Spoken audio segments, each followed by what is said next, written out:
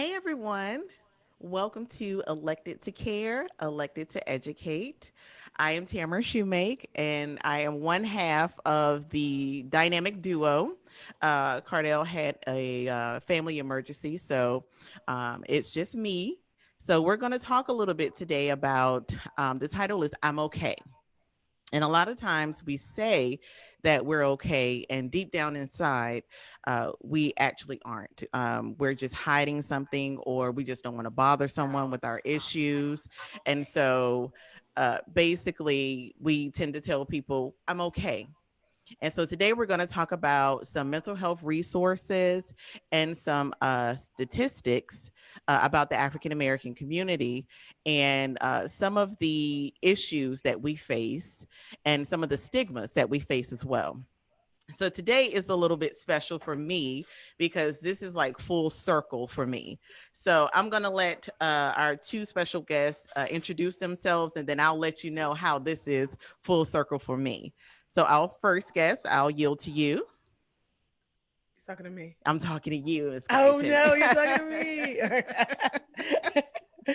Well, I am Whitteney Guyton. I am a therapist and I own Synergy Health Systems, which we um, work with people who have mental health in the community. We Hmm. do counseling, we do therapeutic homes, Hmm. um, vocational. We do a lot within the community with our mental health community. Awesome. Yeah. So we have some exciting news that we're going to talk about a little bit later with Yes. Wit. But next, I'm gonna allow our next guest to introduce herself.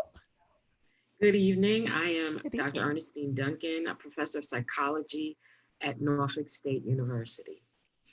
Absolutely. So let me tell you Behold. how the green and gold. So let me Absolutely. tell you how this is full circle. I met Wit at the filming of Poolside Cooking, Yes. and I was there representing, of course, the City of Portsmouth School Board, and they were filming some of the graduates of 2020 and acknowledging them because a lot of them couldn't walk across the stage, and so. I was sitting there being goofy because if you know me, you know that I have a sense of humor. But when the camera came on, I was totally different because that's also what I do.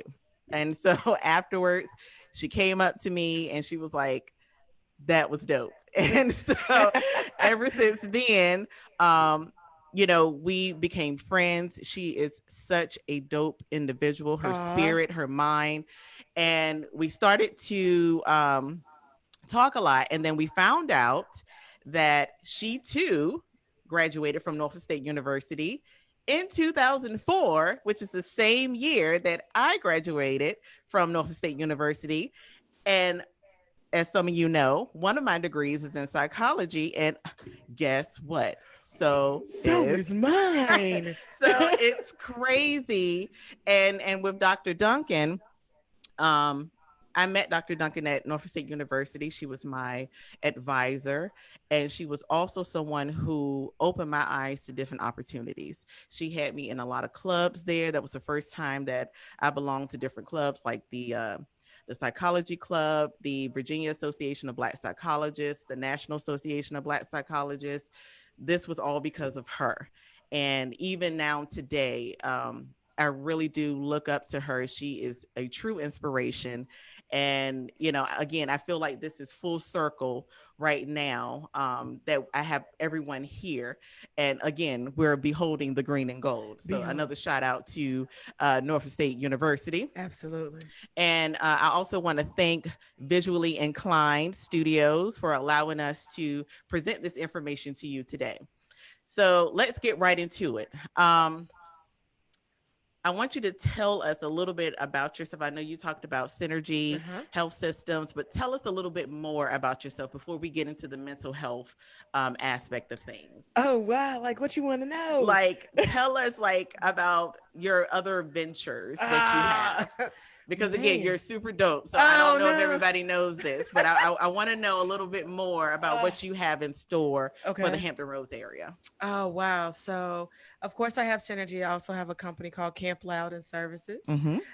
Camp Loud is a therapeutic day treatment center for children. Yeah. And that was a labor of love 2 years ago, getting that together. It's right there in the city of Portsmouth and Churchland. Mm-hmm. And I wanted to show our children that they had a safe space, Yeah. that a cool space, Mm-hmm. something that they don't generally see within the community a lot. Right. So we put a lot of time and a lot of money and a lot of love into that building so that they can feel it, and so that they can feel that they have a chance to do something and be something different than what we think success kind of looks like. Absolutely. So that's Camp Loud. That's Okay. Camp Loud. I have an adult daycare center coming, Mm-hmm. and I have one of the first Black pharmacies here in Hampton Roads, Yep. which is going to be in Chesapeake, right here in Greenbrier area, Yeah. down the street. So Synergy has the pharmacy. We have the Synergy Center. We also have Synergy Vocational, Mm-hmm. where we are teaching different vocational skills like barbering, HVAC, carpentry, painting. Mm-hmm. We also have anger management classes, That's necessary. parenting classes, Yeah.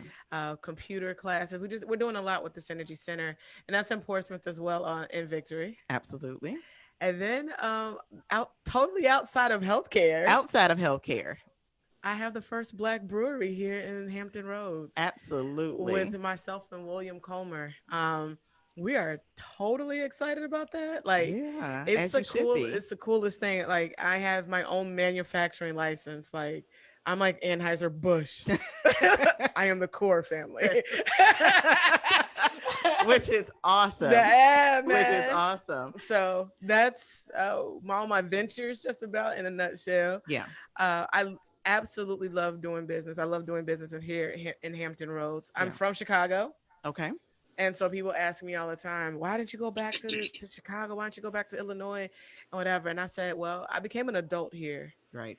in Hampton Roads. I became into myself Mm-hmm. here. And though I love my Illinois community, Yeah. I'm like from the valley though. I'm from like, With the Valley voice. oh my God. Like, I'm from like Lombard, like Illinois. So like if I'm gonna give back, I'm gonna Right. give back to Hampton Roads. Gotcha. You get what I'm And saying? we love and respect that, and So we appreciate that. And yeah, you're doing some remarkable things in our community, I and appreciate that. and Thank and we you. need to see more of you, and Yeah. and more of people like you within our community. Yeah. And Dr. Duncan, could you tell our audience a little bit about your history as well? Sure. So I'll start with I am actually from Brooklyn, New York, and Mm-hmm. Brooklyn. did some time for school in Ohio, and then I relocated for graduate school to Atlanta. And I was Mm-hmm. quite content to be in Atlanta for the rest of my life. Uh-huh. But my parents decided to relocate here in 2000. It was my dad's home, and I thought it would be important for me to reunite the family at that time. And so I came here and started at Hampton as well as at Norfolk State, and Mm-hmm. ended up at Norfolk State for life. Um, so I've Smart been at moves. Norfolk State now for 19 years, and Yes. I'm a clinical trained as a clinical psychologist. Mm-hmm.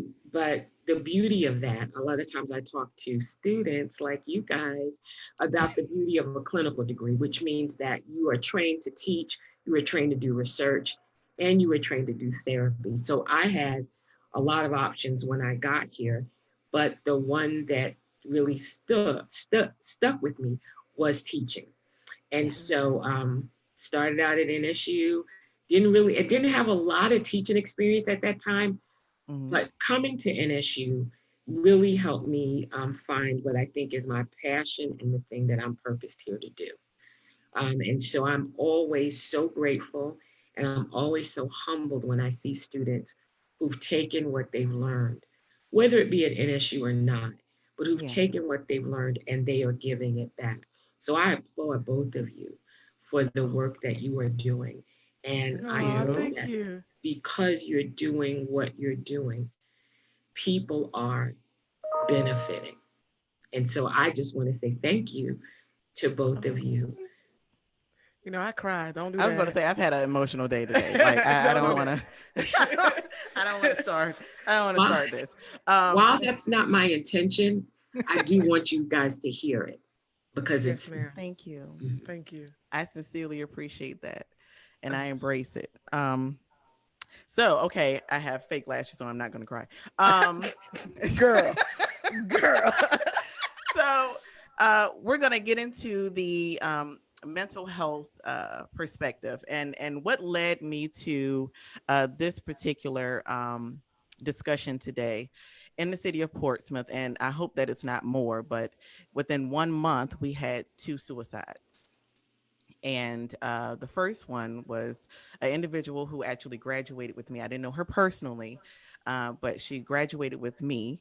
And we also had a young man that committed suicide due to his girlfriend being killed. And so that led me to a place where I felt like the African American community needed an outlet. Mm-hmm. Um, Mm-hmm. Oftentimes we think that we're okay and we can take the pressure and we can take some of the ills of society and just compile it into or place it into a piece of our mind or the back of our mind, um, and we'll be okay at the end of the day, and that's not necessarily the case, and we're actually doing more harm than good. And so what I did, I called Wit and I said, hey, um, we've had some deaths in Portsmouth, and I feel like the first thing I told her, I said, I feel like we need to do something to ease some of the stress that people tend to deal with. And I suggested, maybe we can do something with yoga, or maybe we can do something with meditation, because that is her business. And I wanted to see, with COVID and this whole pandemic, it's difficult to have something, but we were discussing different things. And then I came back and I was like, well, this is what I want. I said, a lot of times people think that, friends and family, if you're going through something, they think, oh, well, you can always talk to me. But that's not always the case. And I'm speaking from personal experience. If I know I have friends and or family that's going through something and I'm having a hard time, I'm not going to put that burden on you. Ah, And so I'm not going to reach out to you, and I'm not going to ask you or tell you what's going on with me, because I feel like that's added stressors and I don't mm-hmm. want to do that. So a lot of times we don't have someone to talk to, and it could be a stranger. And a lot of times that's what you need. You need someone that you don't have to worry about someone being judgmental or it coming back or someone using it against you or whatever the case may be. And so a lot of times, we need something immediate. If something is going on, and even if it's like you're having a bad day, maybe I just need to listen to some good music, or maybe I need some affirmations, or whatever the case may be. And then you have those extenuating circumstances where you feel like that you're at your wits end. And with that, I felt like we needed to help. And so I went to her and I said, look, is it anything that you could do, like have an app or something that our children and adults can yield to if they feel like, again, they're at their wits end, or even if they're just having a bad day and just and need something to reaffirm that life is worth living and it'll be okay at the end of the day. And you go ahead and you could tell the rest. Well, the first thing is when she was talking about the young lady that committed suicide in Portsmouth. That hit my company because it was one of my employees' daughter. Yeah. So it hit home really bad for us. Mm-hmm. And when she came to me, I was like, okay, there, we got to do something, because I think all of us have had moments of needing someone Yeah. to talk to. Yeah. I don't care what you're doing in life, when, because a lot of times, especially as a community, we shun mental health. Absolutely. We say let's pray about it, and I'm a prayer, and Right. I understand prayer, Absolutely. but there are certain things that we need to talk about and discover things. Yeah. We can't continue to put it underneath a rug. That's something that we need to have a vocal and a candid discussion about when we're talking about mental health in Yeah. our communities. Yeah. And we can't say, well, it's only this type. Well, only schizophrenia, or if it's Right. only bipolar, because there are times where we're not having a good day. Right. We're not. We get things. We have pressure. We have whatever. What are we doing for our personal mental health? Our Mhm. personal mental health. Mhm. And so when she came to me, I said, and she said app. I immediately started working. Yeah. Um, like instantaneously started working, and I got a couple people in my office together so that we can brainstorm some things and see how things can work within our company. And so we're in the process of developing an app. I can't wait to show you this. After this, I'm going to show you the framework that we put together. So Awesome. we have actually doing that. When the pandemic first started, I knew that we were going to need someone. I knew that we were going, there was, it's not going to be good Yeah. to keeping adults and children or whatever housebound and Yeah. having no outlet to go to, because we need an outlet. Yeah. We are human beings, are social people, Yeah. we need an outlet. And so you're telling me that I no longer can go outside, and we still have people today that aren't moving the way, because the world is not the same right now, so we can't move like we used to. Right. you know I usually take my family out of the country at least 3 or 4 times a year. That didn't happen. Right. My son couldn't walk across the stage. I had to deal with his own mental health. Yep. My son doesn't have a mental health disorder, but him not being able to finish his senior year, Yeah. walk across the stage, it's a Yeah. bunch of babies out here that are sad. Yeah. And what are we Absolutely. doing? We can't just say, oh, it's going to be okay. They need an outlet to talk about it. Right. So the app that we developed is, sometimes we can't talk to our friends because they may be going through the same things. Absolutely. Sometimes we can't talk to our family members because they may not know what to say. Right. And then we get this stigmatism of, well, if you go talk to a therapist or whatever, you looked at funny. Right. And so we all have these cell phones Mhm. in our hands, and sometimes they can be a lifeline. Yeah.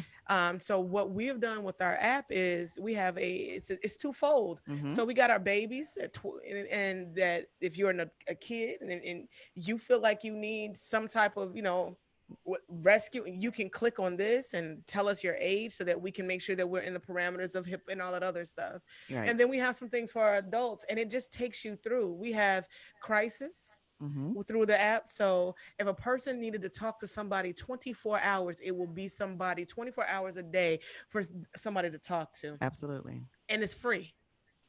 If you needed to, like, and now if you want to schedule a session, like Yeah. if you said, I want to show, I need to actually have a session, I need whatever, you can schedule that. You Mhm. can schedule if you want a man, a woman, if you want this, you want that, whatever's going to make you feel better or Yeah. feel good. Mhm. And we have our own mascot that kind of takes you through all of these things. We also have it for subscription. We have a videos. Yeah. We have yoga. Yeah. We have cooking. We Mhm. have music. And for our children, we even have videos and understanding of bullying Yes. for them. So the app is multifaceted, and we're having a lot of fun developing it because it's also therapeutic for us. Yes. And I'm so excited. I am I too. am so excited about it because we don't know who we can save. Absolutely. And that's the And that's the main. biggest thing Yeah, because absolutely. we battle silently. I battled silently, Yeah. and Yeah. because we figure like we're married, we have Mhm. spouses, but sometimes that doesn't mean that you don't feel alone. Absolutely. So we have to have outlets. Mhm. And so hopefully with this app, people can find an outlet and say, you know what, I need this, or Mhm. I want to reach out for this, because a lot of people just battle silently, and we got to stop that. There needs to be a change in that. And I'm not saying that there are other apps out there and we're reinventing the wheel, but it's kind of like don't get me wrong, I don't want no flack. I do not like Chick-fil-A. Never have, never will. I don't like them. But I understand there's something about Chick-fil-A that is totally different than McDonald's. Right. It's because the premise of how they did the foundation of Chick-fil-A, when you go in there, you really can't be upset Right. because their foundation is happy. Right. Their foundation is, and basically it's based on customer service. You go Right. to McDonald's and it's just like, yo, what you want? Right. you know. So I feel like our app, the foundation is love. Yeah. The foundation is to edify. Mm-hmm. So that's what makes us different Absolutely. because we And care for real. I am so proud and I am so excited for this. And I'm so happy to know someone that I can yield to and say, hey, this is what's going on. Let's brainstorm. What are your thoughts? Let's get this going because we have a community who's hurting. Yes. And we have a community who's missing a piece of a puzzle, and we need to try to help as much as we possibly can. And it's funny because with me, with my friends, I'm normally the person that everybody goes to tell me everything. And I'm like the psychologist, and I'm I'm I the love your little quote. yeah, because I'm really not. Right, So right. Right. I'm the psychologist. And but when the tables are turned, I don't say anything. Now, one person in particular, which is Cardell, which he's not here right now. A lot of times I'll text or call him and just start yelling and screaming because I'm upset about something and someone has pissed me off. And he'll just be like, and he's a pastor, so he has the feel of, okay, I'm here to listen, and he will. And a lot of times he won't say anything. And depending on the situation, he'll say, okay, Tam, you're doing too much. We all need that one Right. person. You're doing too much. Maybe you just need to take a break, take a couple days off. Maybe you need, and he'll just be like, you need to do A, B, and C.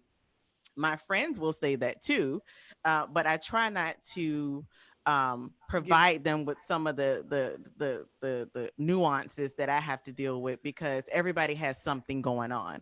So I want to talk to you, Dr. Duncan, about the stigma that Whit spoke about in the African American community, about going to a therapist, a psychiatrist, a psychologist, when you're feeling like, and not even at a breaking point, but when you feel like you just need to talk to someone. Could you speak to that? I can. And I want to maybe kind of back up to what I think is the beginning of this. And Sure. yes, ma'am. it is this conversation about mental illness. Mm-hmm. And I talk about this in terms of how we generally think about people who have mental illness, and we put them in this great big pot called crazy. Right. Yes, ma'am. Right. You do something that is different outside of the norm, and we tend to just dismiss it as crazy behavior. And Mm-hmm. so, one of the things that I really like to start with is, can we eliminate that word from our Gotcha. vocabulary? Because, Yeah. in essence, it has such a negative connotation to it. And furthermore, it's meaningless. Right. When I say meaningless, this is what I'm referring to. When I go to my medical doctor Mm-hmm. and they do what they do, Mm-hmm. I do not want them to call me in 3 days with test results to say, we know what's going on, you're sick. Wow. No, You're not I would specific. like to know if that sickness is high blood pressure, Right. if Right. that sickness is diabetes, if Mm-hmm. that sickness is cancer. Because if I know specifically what's going on with me, Mm-hmm. then we have a better roadmap for understanding it and for treating it. Right. So when we lump everybody into this category of crazy, what is the treatment for crazy? Come on. Yeah. We need to It's very know, is it convoluted. depression? Yeah. Is it anxiety? Is it Mm-hmm. substance abuse? Right. Because once we know what it is and we can label it correctly, Mm-hmm. we can then understand it better and we can then treat it more Right. effectively. So the first stigma for me surrounds the use of this word crazy. Okay. The second is that research says about 63% of Black people Mm-hmm. think that going to a therapist is a sign of personal weakness. Yes. Oh yeah. So we're not going. Right. Because we're And supposed to be strong so, people. Right. exactly. And so we'll do Resilient. other things. We'll talk Mm-hmm. to our friends. Yeah. We will talk to our pastor. And many Yeah. times, as you shared about Pastor Patillo, that Mm-hmm. can be very effective. Mm-hmm. But there are sometimes limitations to what people can do. Absolutely. Mhm. People will also take a drink Mm-hmm. as a Yeah, coping Yeah. that self strategy medication. to deal with what's going on with them. Yeah. And so, in general, our community tends to find alternative means Mm-hmm. to not be authentic, Mhm. that I'm really not okay Right. and I really need some help. Right. And let's not even step over into the you might need medication. Right. Right. I'm not taking those crazy pills. Right. Mhm. I'm not, and we will do medication regimens are very difficult for people to comply with in the first place. But we will take our insulin. We Mm-hmm. will take our high blood pressure medication, Mm-hmm. But we won't take but we certain won't meds. take medication that impacts our mental health. Right. So again, it's a stigma Mm-hmm. about mental health. Right. Substance abuse, another stigma. Mm-hmm. It is a personal choice. We believe that addiction is a personal choice and it shows that people have no willpower. Right. And so we discriminate against, we ostracize people who are struggling with substance abuse. Right. So there are so many um, stigmas that are associated with mental Mm-hmm. health in general. And we don't know, some of that we know where it comes from. The things that, Right. if I might, Wit referred to about why Mm-hmm. we won't go. Right. You also talked about people who you don't want to burden. But Mm-hmm. sometimes we get these um, implicit messages Mm-hmm. that either people are going to dismiss what we say. Right. Girl, that's you. What is you? You can get Right. up. You all That's right. nothing. You good. You You good. good, stop You. That's tripping. exactly right. You're good. Uh-huh. You good, stop tripping. You can handle it. And so there are a number of reasons, some clear, some logical, some kind of, we don't know why they exist. But these Right. things combined make it such that it's really difficult for us to admit, one, that we've got something going on. And then, secondly, to reach out for the type of intervention that can help us. Mhm. Thank you so much. Um, a lot of times, and I'm just gonna speak from my personal experience. A lot of times you don't even know that you need help. And I know with me, some years ago when I lost my twins, I went into a depression phase and didn't know it. I didn't want to talk to anybody. I didn't want to be around anyone who had a newborn. Like that was a huge no no. Didn't want to see one. I didn't want to do any of that. And it wasn't until I spoke with someone, they were like, "Well, you're actually depressed." And I was like, Oh, "Nah, for real? I'm going to work. I'm straight. I'm I'm not." good. I'm just, and they're like, but you're compartmentalizing um, your issue. Come on here, And compartmentalizing. okay, that's what you're doing, and you're not talking it through, and you're not being honest with yourself. That's basically what happens, and that's basically where the "I'm okay" comes from, where you're not being honest with yourself. You're not okay. Mhm. um I've said it at least 30 times today. I'm extremely exhausted. I'm okay. And then at the end of the day, you're not. And so in our community, again, when something, tragic happens, we're so used to being the strong ones, and we're so used to saying, well, we'll get over this and we'll pray about it, which you can do. All of that is great, and all of that works, but sometimes you need something extra. You need a little bit more. You do need a little bit You need a more. little bit that. And this pandemic has caused so many different feelings for so many different people. I remember at the beginning of the pandemic, I want to say it was maybe 30 days in, I looked on Facebook and I saw so many people, couples, who were being stuck together.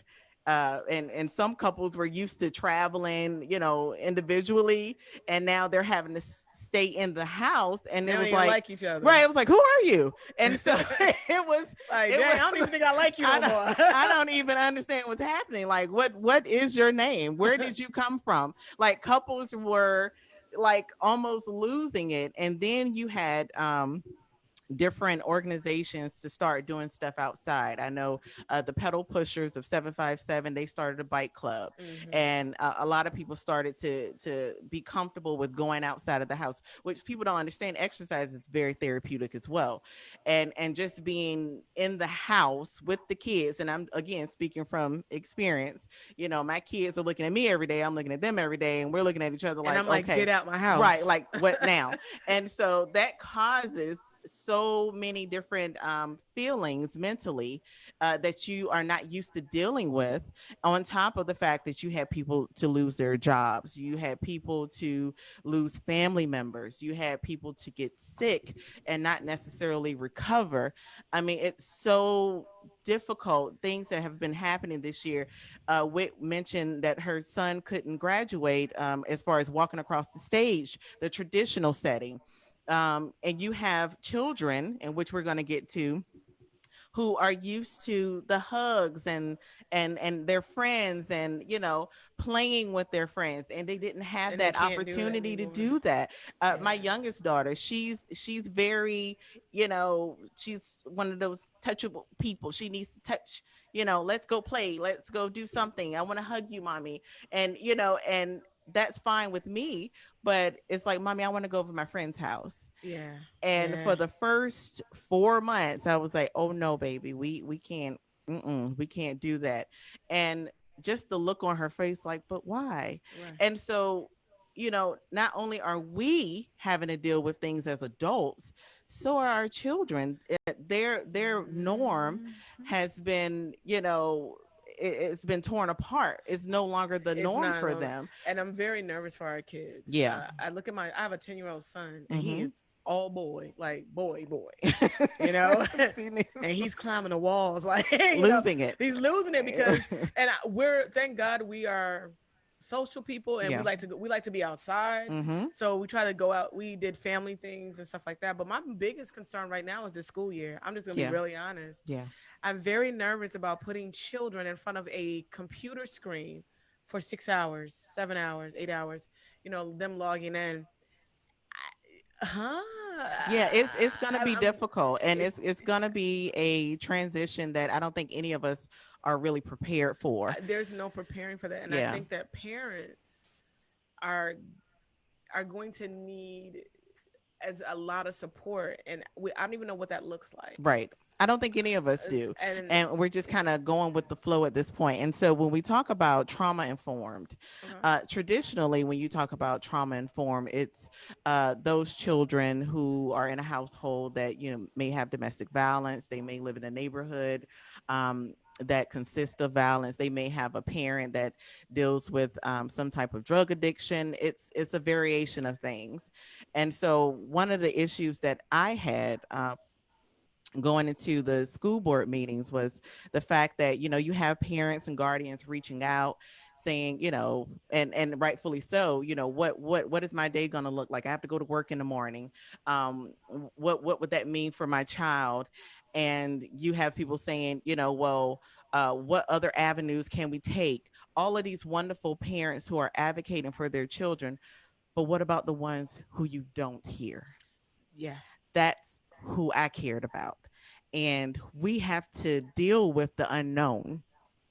And people forget that when you're elected, yes, you are here for those who provide their opinions, and you're there to advocate for those who reach out to you, but you are also there to advocate for the voiceless. Mm. And there's a lot, and there's a percentage of our community where the parents don't care, and it's a percentage of our community where you have parents and or guardians who just don't know what to do. And those parents are not reaching out to me. They're not going to reach out to any board member. They're not going to reach out to our superintendent. They're just not going to do that, because even when school was in, they're not going to force their child to go to school. So that's the trauma informed children that I have a concern about. Not to say that I'm discounting the other children and the advocacy that their parents and guardians have, but the voiceless is what concerns me. What happens with them? Can I tell you what Yeah. happens with them? We have to become accountable. Right. I think that's the biggest thing when we're talking about if we're mm, I don't want to get too far into to Right. Well, certain no, things, but yeah. we have to be accountable. If I know, if I'm a family member, Mm-hmm. a cousin, a friend, or whatever, Right. we know what's going on in Such and Tasha's such house. household. Yeah. We know what's going on in that household. Yeah. We have to become an advocate. We have to stop being silent. I agree. That's the only way that this is going to work, Mm-hmm. and that's why I think that yeah, they may not go to the city Yeah. about anything or an official or anything like that, but I think that's where agencies like mine have to Yeah. step up. Absolutely. We're gonna have to step up and become a resource. Absolutely. That's one of the reasons why I have Camp Loud, and we're Mm-hmm. underused right now through the city. And we Portsmouth, shouldn't be. we right there at, we you we know, need your resource. because Yes. I developed a whole behavioral program Yes. that I wrote that have quantitative measurements Yeah. that follows the child through truancy, sexual abuse, Yeah. behavioral issues, and Stuff that people don't talk about. things that we don't talk about Yeah. within the community. Yeah. But we're going to have to advocate for those that we know Mm-hmm. within our own family structure because we know what's going on. Let's be real. Yeah. We And do. the city may not know, but we Right. know. Right. We know what's going on at such and such house, and understand we have been a community. We don't say much. We don't want to say. We don't want to start trouble. Right. But that baby grows up to be an adult, Right. and then what happens? Right. You know what I mean? And then we want to cry for such and such because now he in jail and free such and such. What? No, how about when he was 5? Come on now. If we had done something Something. then maybe we wouldn't be like, oh, he didn't shot up 6 people in downtown. Yeah. We have to become accountable. You know what your child is doing. I don't. I never understood that. Oh, he want to sell drugs. Well, why is he in your house? Why are you Right. allowing certain things? But Right. I'm not. That's not what Listen, we're here no, for. no, and But that's a good conversation, for, because a lot of times they put that on elected officials. Y'all have to do something, and well, we got to do it's something. only but so much that elected officials can do, and you have to understand that we are one person. Like I am one person right now on the school board of 9. Council, you have one individual of 7. So it's like, yes, you can create policies, yes, you can create opportunities to the best of your ability, but we also need the community involved. We don't know everything that's going on in the community, but the community knows, and we can't talk about Mhm. having community involvement if you're just looking at it one-sided. You're just telling us, you need to do this, but okay, well, what are you going to do as a community? Well, I want to do that. I want to help. I want to have more programs. I want to do all of those things. But if I have the programs and then none of the children come, then what? If So, I and, could, and yeah, yes, Dr. Duncan, go ahead. if I could interject here, I think Absolutely. the beauty and the power of what is happening here in terms of accountability Hmm. is that it starts with conversations like Yes, ma'am. this. Absolutely. I'm a member of Grove Church, and recently we've started having, Pastor Mariner has started critical Awesome. conversations, Yes, he conversations has. about race, because a lot of our conversation here has been Hmm. directed to, focused on COVID. Yeah. But there are some things that are happening that are traumatic and that our children are seeing. Hmm. And it is having an impact on them and their mental health. Yes, it There are things is. that are happening related to race, social injustice that's impacting the mental health of adults. Exactly. But we don't talk about it. We don't. And so, if however many people are watching or Yeah. listening would talk to one person or would have a conversation around their dinner table Right. Mhm. and have it around their dinner table to suggest that they're eating dinner together. Hmm. Because one of the most detrimental things that has happened to us as a community is we have lost our collectivist perspective. We all are individuals. I'm trying to get mine before you get yours Get yours. because Yeah. Uh-huh. my belief is there's not enough to go around. Right. And so years ago, that communities were, I grew up at a time in the 60s when I could get reprimanded and much more. I could get a beating from Mm-hmm. my neighbors From the because whole there was no neighborhood. It's I accountability on the block Right. for what uh-huh. you did. A friend of mine just made a joke on Facebook about, remember the day that we skipped school and we ran into your mother, Mm. my mother. And my mother took it as her responsibility to call every single one of their moms Mm-hmm. and to tell them what she had caught us doing. Now, today we tend to say, well, that's not my business. Right. And We it even is. say things that that's what goes on in their household. What I'm Right. responsible for is what goes on in my household.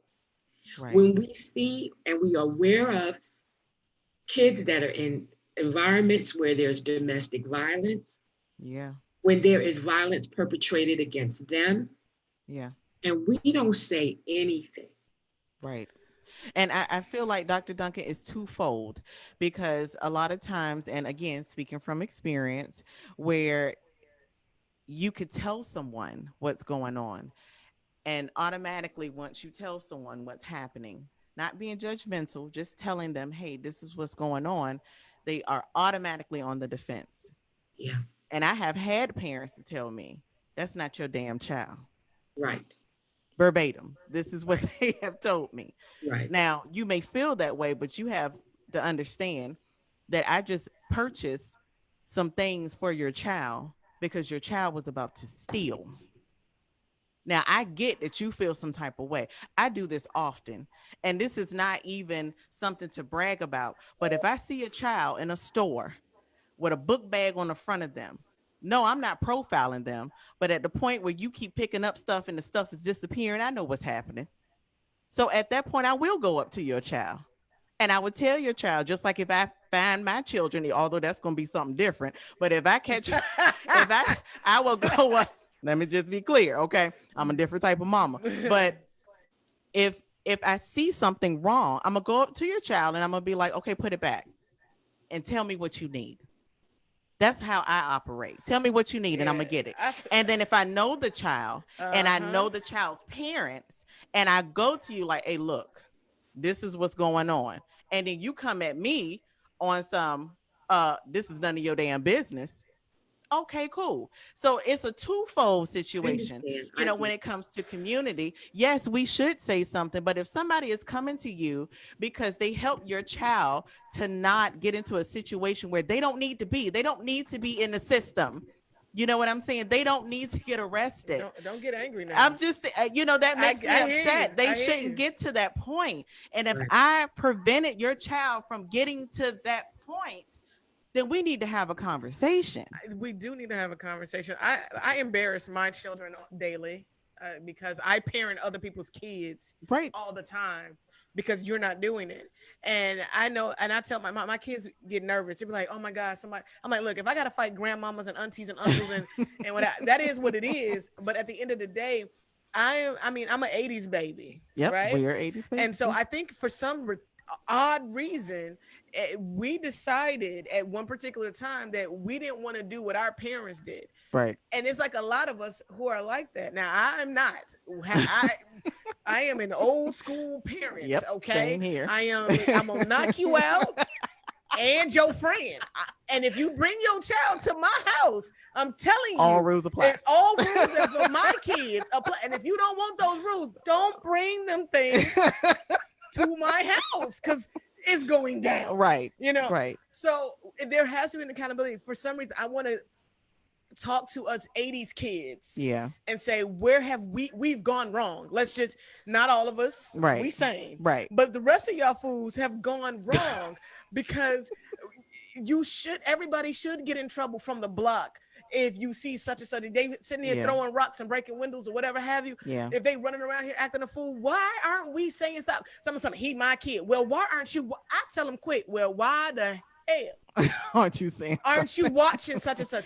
I was in a I was in an office and she left two little kids in the office by they three. I'm sorry, three little kids in the office by themselves Mm-hmm. in the waiting room while she took another child to do whatever she needed to do. It was a doctor's office. Right. I'm waiting for my child. he halfway grown though. My other two children were with me. Mm-hmm. And these babies is literally just running around and just tearing up stuff and everything. I was like, if you don't sit yo down. And when she came out there, I was like, I understand that you have a lot going on. I Right. get it. You know, Right. it's a lot of them. But you cannot, you can't leave a 3-year old and a 4-year old and then have the 6-year old watching them. Right. And that's I the said situation we have. you can't do that. That is not okay. You know, and everybody looking at me like, oh God, my kids like, oh God, I know my mom's gonna she's gonna say something.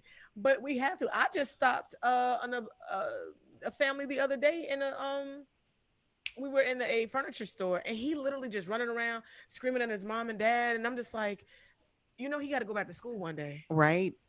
Right. And so what are y'all doing at home? Because Yeah. she just broke down and like cried and she's like, I don't know what I'm supposed to do. You know, and he has this and he has an IEP and he has this going Right. on.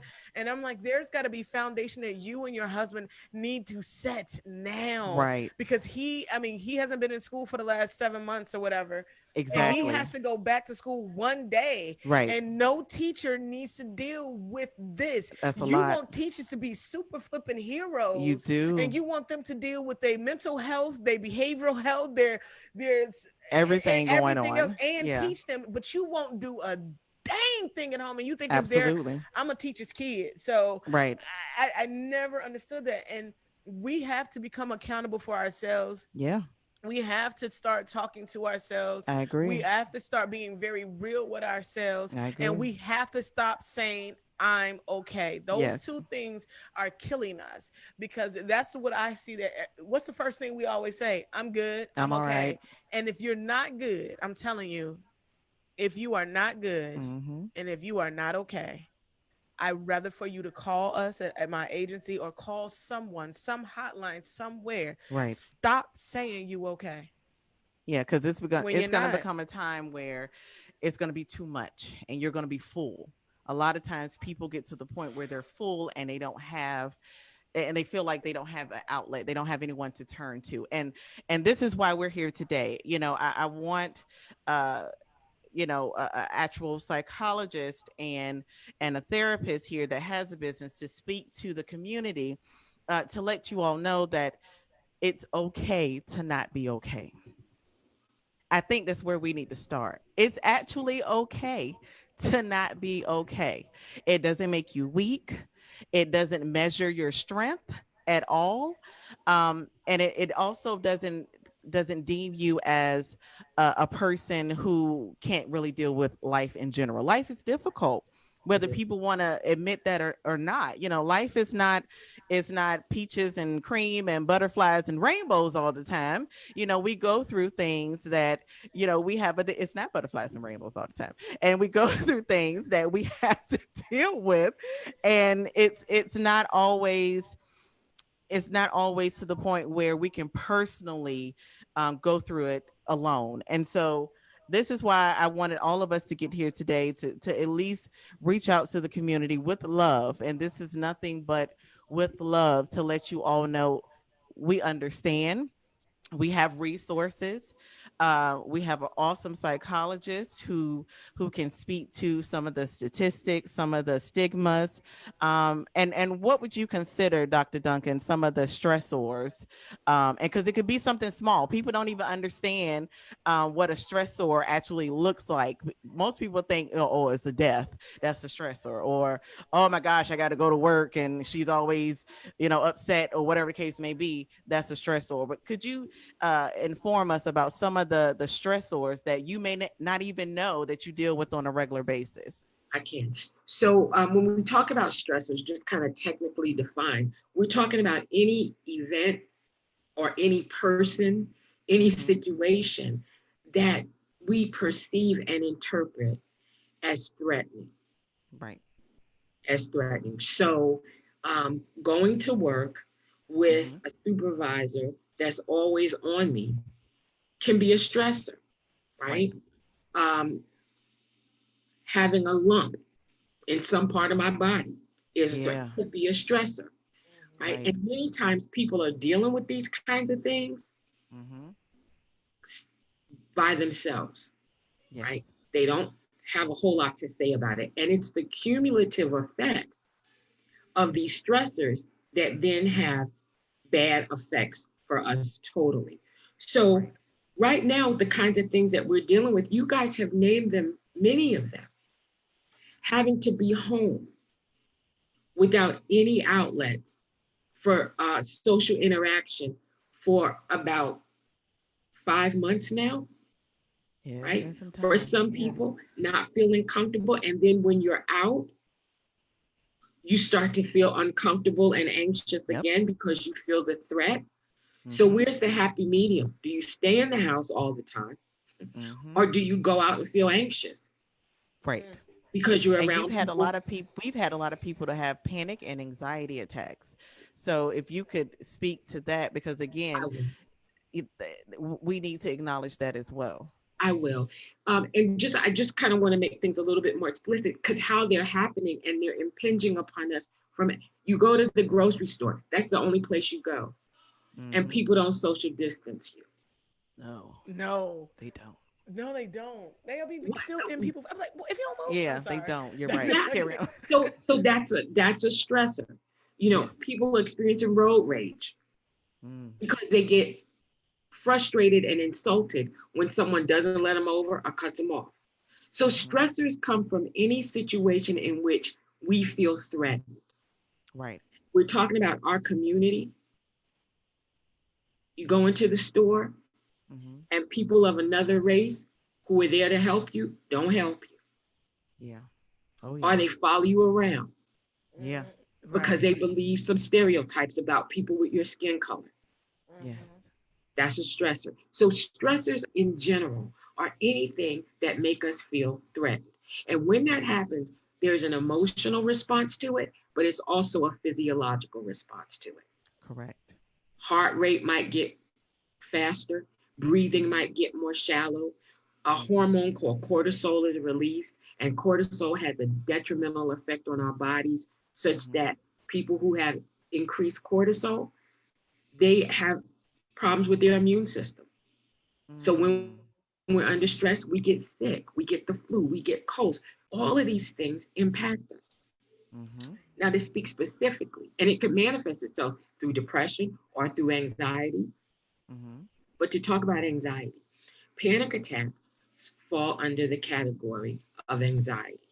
Mm-hmm. And panic attacks are the result of people being in situations in which they feel like they are not going to be able to successfully escape.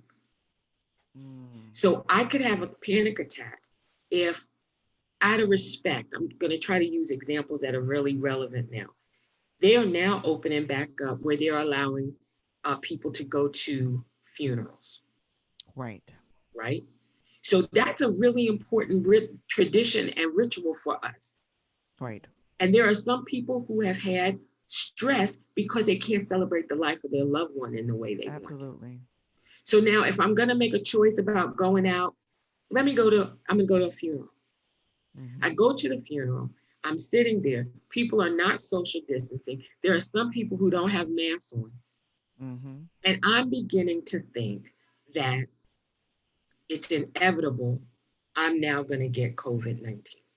Yes. And I don't know how to get out of that situation. Correct. And so I begin to have physical symptoms Mm-hmm. because my mind has perceived me to Become be psychosomatic. Yeah. Yeah. in a dangerous situation. Mm-hmm. So I may start sweating.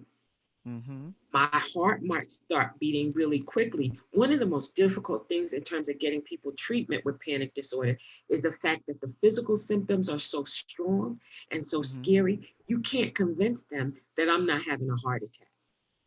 Correct. You're trying to tell me that this is all in my head when my heart is Mm-hmm. beating and I can feel it pounding in my chest? Mm-hmm. Get out of here.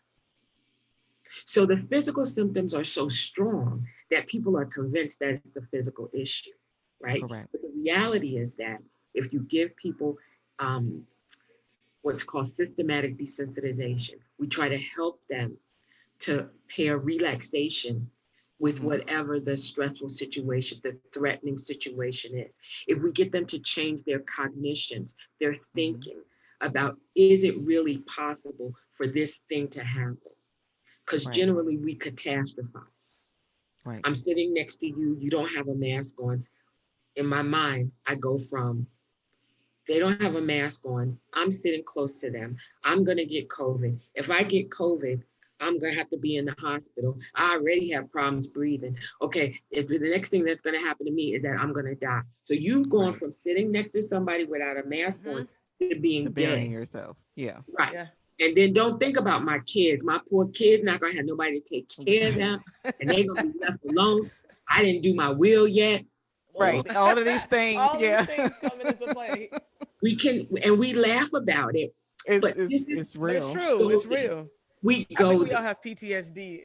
at We this go point. there. At, Right. you know what I Yeah. mean? We good We with go there. at this But point. I have a question because I Yeah. think we're coming up on the hour. So at Okay. this point, I really want to get some examples on what we can provide to the community as to what they can do to better relax, some resources like WIT. So I'll start with you, Dr. Duncan. If you have some suggestions for our children as well as for our adults, if they feel as if they're in in very subtle panic attack mode, what are some things that they could possibly do at that point to kind of calm their nerves? So let's start at the beginning. I keep Okay, let's go back. let's start at the beginning. There is a tremendous amount of literature that talks about the effectiveness of schedules and regimens. So as we're Okay. going into the school year, one of the things that's going to be the most helpful for children and for parents at home Hmm. is having a schedule in place that incorporates downtime. You know, I heard you say at the beginning of the hour that you get advised to take a couple of days off. Yeah. We sometimes need some downtime. Whit Right. said, I don't know how it's going to work out for kids sitting at a computer for 6 hours. It's not going to work out for kids Right. sitting 6 hours at a computer. So structure within that 6 hours, Yeah. the lunch break, the Hmm. the move break. Let's do some activity. Let's do some exercise. Let's Yeah. color. And Yeah. so when you have that structure, everybody knows what to expect. And it Hmm. keeps us from being overwhelmed in any Hmm. particular situation. There are a number of apps, and I'm so happy to hear about Wit's app because there are a number of apps that can help us with meditation, that can Hmm. help us with yoga, that can Hmm. help us with a lot of things that we can benefit during this time. But I gotta tell you that when the voice is familiar Oh yeah. and when the face is familiar, Hmm. it creates a level of rapport that Hmm. is much more effective. When the language Absolutely. that is used is familiar to us, the Hmm. words that we hear are words that we say, Yeah. it makes a tremendous difference. And so this will have an impact, I think, not only on Hampton Roads, but wherever you might want to market it, it Oh, will thank have you. an impact because there are people with a need. I'm Absolutely. trying to Thank keep you, it Dr. brief. I Duncan. could go on, but I'm going to talk. Thank you so much, Dr. Duncan. And Wit, if you could Yes. provide some resources for our audience, not just the adults, but for the children as well. We are seriously. My company is a resource. Absolutely.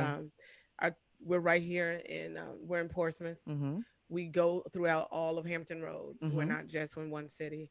Our telephone number is 757-487-2803. Say it one more time.